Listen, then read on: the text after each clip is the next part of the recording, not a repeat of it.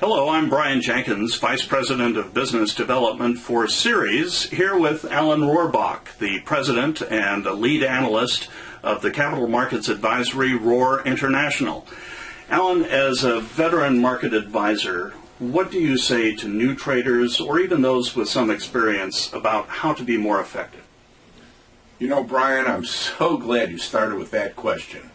Too many of these analyst and portfolio manager interviews start with some lengthy background, and if you want to know more about me, you just have to go to rohrinternational.com or rohr-blog.com and go look at the About Us section. There's plenty there. And indeed, there is some very concise, single-pointed advice I would give either new traders or people who've reached a certain amount of expertise but know they've got further to go before they get into the really effective long-term market participant category. And that is, be very thorough on one hand, and yet don't get so bogged down in your analysis that you cannot move timely. You must be ready to go forward. And in fact, one of the best, most interesting perspectives on that was brought to me by another trader in our relatively early days, someone who was philosophically inclined, and he asked me, well, are you incorporating any Eastern philosophy into your market analysis? And I went, not so much. And he said, well, you're missing something then, because at the very least you should be looking at the ancient Chinese philosophical treatise, the I Ching. And I went, okay. And I happen to have my Richard Wilhelm English interpretation of the I Ching here. And this gentleman also pointed me to one particular trigram that's most useful from a trading perspective. There were several, but this I found the most striking for a good reason. It's the trigram Kaan.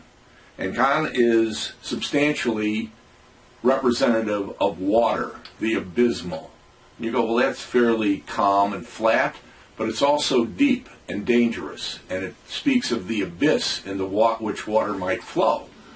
And the nature of water is to be significantly penetrating into all the little nooks and crannies, and that represents the kind of people who would seek research on a very in-depth basis and understand the fine points. And on the other hand, it points out that when water fills any given vessel or fills an area geographically, it's then ready to move on and overflow and plunge into the next level, which is the moving forward. So the thing I would suggest that is most interesting here, though, most interesting, is how this relates to trading, because it relates to danger, but not random danger, like if a tornado or a hurricane should happen to come along once in a while to where you happen to be. But this is great. You'll excuse me for reading, but I want to make sure I get it exactly right. Through repetition of danger, we grow accustomed to it.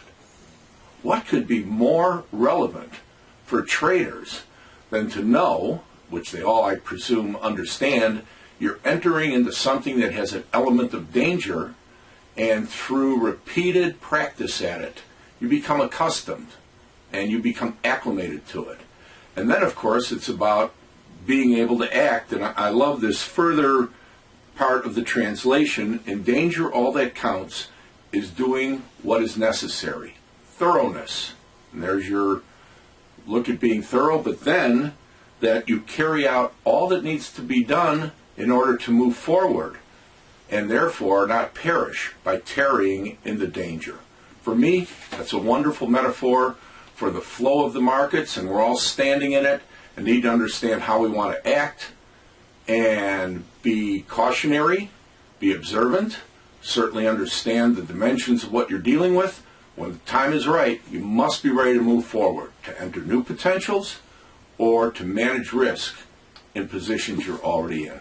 I don't think it gets much better than that as far as broader contextual advice for new traders or those who are trying to accelerate their initial trading involvement.